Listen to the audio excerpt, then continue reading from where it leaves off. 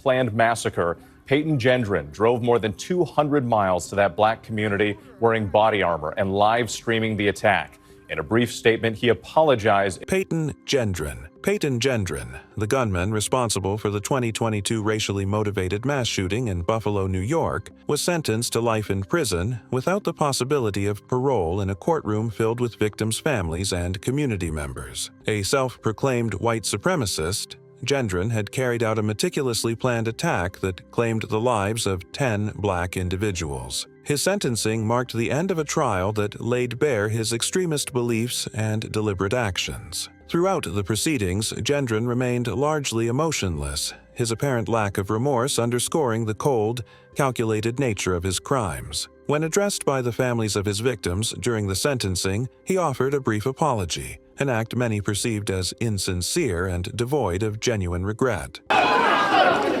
A spectator lunging at Payton Gendron, deputies rushing him out of the courtroom. His sentencing hearing paused until order was restored. I understand the anger, but we cannot have that in the courtroom. The dramatic interruption coming as the sister of 72-year-old victim Catherine Massey pointedly addressed the shooter. Cat didn't hurt anybody. That ain't fair be dead. You gonna come to our city and decide you don't like black people. Man, you don't know a damn thing about black people. We're human. 9 months after Gendron opened fire at the Tops supermarket in a well-planned attack, the emotional wounds are still raw for Wayne Jones, remembering his 65-year-old mother, Celestine Cheney. While I was writing this, tears fell from my eyes.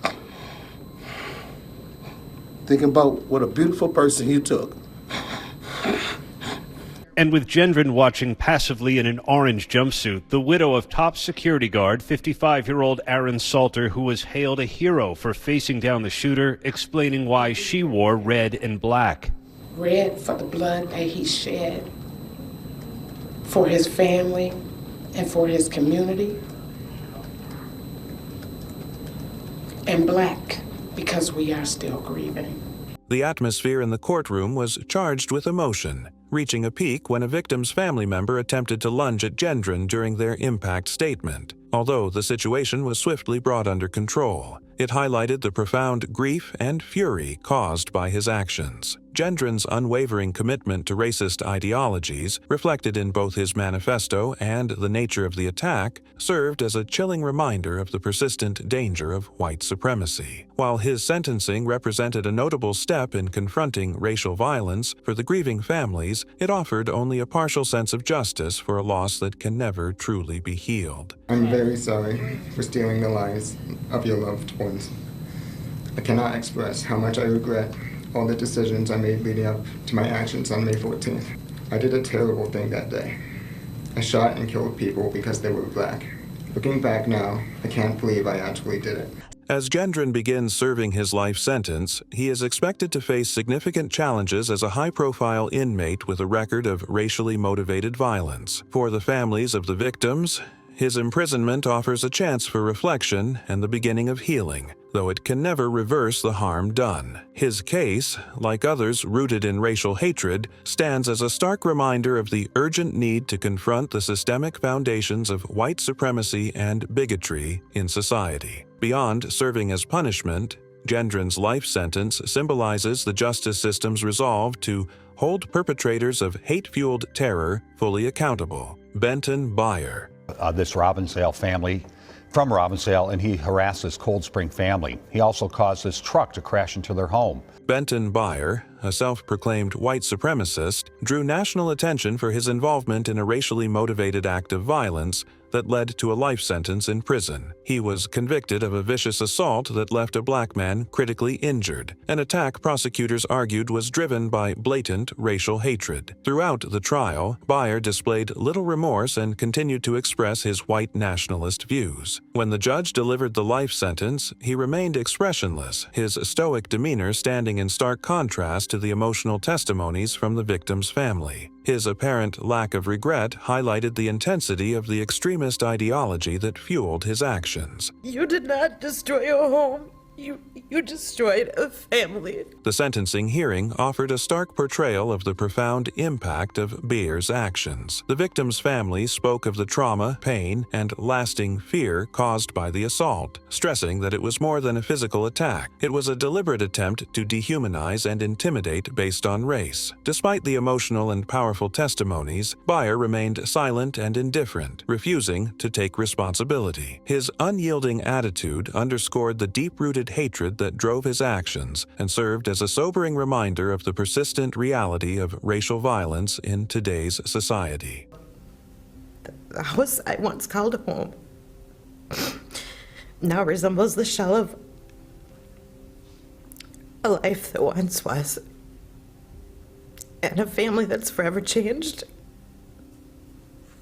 The place we once called home will be emptied of its contents and sold. Beyer's life sentence marked his permanent separation from society, a punishment many viewed as both justified and essential. Prosecutors emphasized that his deeply held extremist beliefs posed an ongoing threat, whether within or beyond prison walls. The courtroom proceedings shed light on how white supremacist ideologies fuel acts of violence and underscored the importance of holding individuals accountable for such hate-driven crimes. While the sentencing offered a measure of closure for some, it also underscored the broader societal struggle to confront and dismantle the systems of hatred that allow such ideologies to persist. Brenton Tarrant. He is a loner, a big fat loser, a coward and a pathetic human being. Takbir! Takbir! Takbir! Thank you. Your father was a garbage man, and you became trash of society. Brenton Tarrant, the Australian man behind the 2019 Christchurch mosque shootings in New Zealand, was sentenced to life in prison without the possibility of parole for his devastating attack that claimed 51 lives and left many others injured. A self-identified white supremacist, Tarrant live-streamed the massacre and shared a manifesto laced with racist and xenophobic rhetoric. His sentencing concluded a trial that revealed the extent and deliberate planning of his actions, with survivors and victims' families delivering deeply moving impact statements in court. Tarrant's response to the life sentence was notably restrained. He neither contested the ruling nor expressed remorse, instead maintaining an unrepentant stance throughout the proceedings. The last words I'll hear from Sire, for now, were, "Cuddle me." Oh, how I regret not doing that. The last time I saw him alive, when he left for school, that fateful morning. I love you, Sire, my angel. My father, the apple of our eyes, Abdel Fattah Qasim. I wonder if he was in pain, if he was frightened, and what his final thoughts were.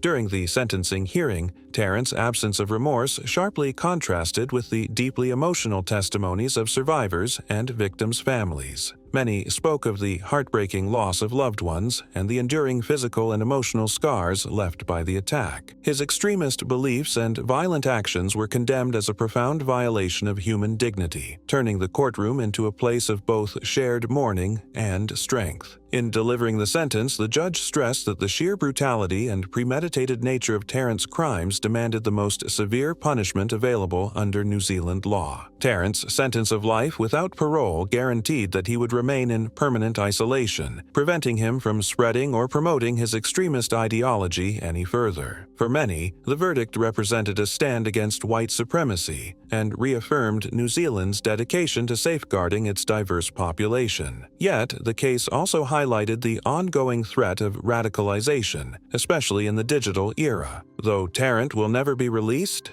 the suffering and grief he inflicted will leave a lasting impact on the victims' families and the wider Muslim community. William Melendez. Video, and for him being seen in that video beating Floyd Dent last January. Melendez said Dent had rolled through a stop sign and that's why he pulled him over. William Melendez, a former police officer, was sentenced to life in prison for the racially charged assault of an unarmed black man during a traffic stop, a case that captured national attention for its blatant abuse of authority and racial overtones. Investigators also uncovered Melendez's links to white supremacist groups, though he continued to deny any racial motive and insisted on his innocence throughout the trial. When the life sentence was handed down, Melendez reacted with clear frustration, shaking his head and muttering quietly, a sharp contrast to the sense of relief and vindication felt by the victim's family. I am truly sorry that you believe my actions were unjust. Please have faith in your law enforcement officers,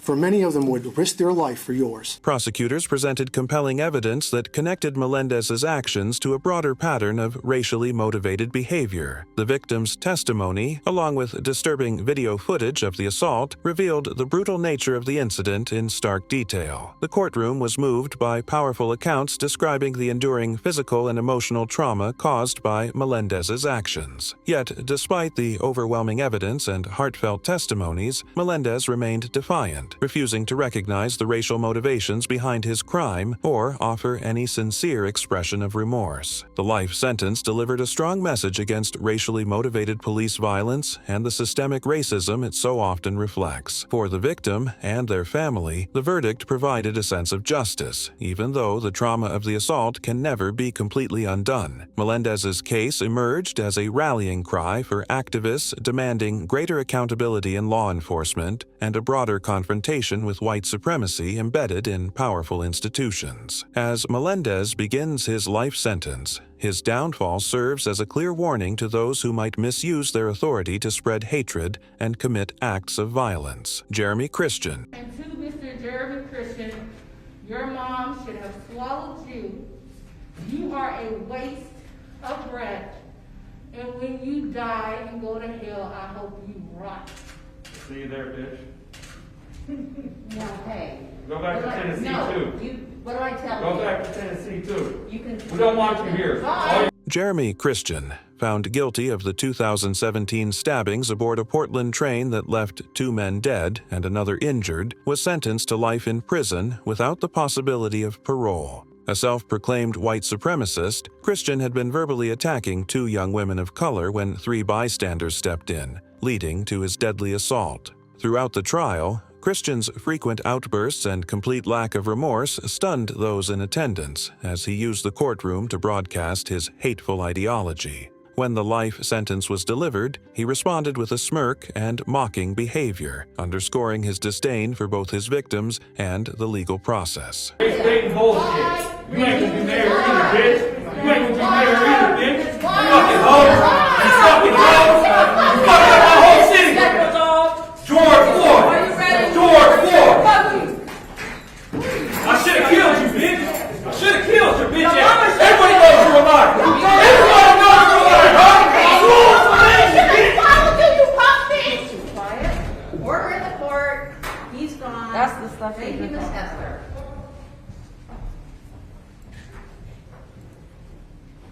The sentencing hearing served as a powerful and emotional moment for the victims' families and the survivors, who delivered heartfelt impact statements detailing the lasting trauma caused by Christian's actions. The courtroom became a space of collective grief and resistance, as many expressed hope that the sentence would stand as a warning to others driven by white supremacy and hatred. Amid their sorrow, the families and survivors honored the bravery and selflessness of those who confronted Christian, highlighting their actions as a shining example of humanity in the face of cruelty. Christian, however, remained unrepentant, his behavior revealing a steadfast allegiance to his hateful beliefs. Christian's life sentence guaranteed he would never again have the opportunity to act on his violent ideology, a decision that brought relief to the victims' families and the wider community. For many, the verdict was a clear rejection of the hatred and division he tried to sow. At the same time, the case highlighted the pressing need to confront the underlying causes of extremist violence, particularly the influence of online radicalization and the growing acceptance of hate speech in public discourse.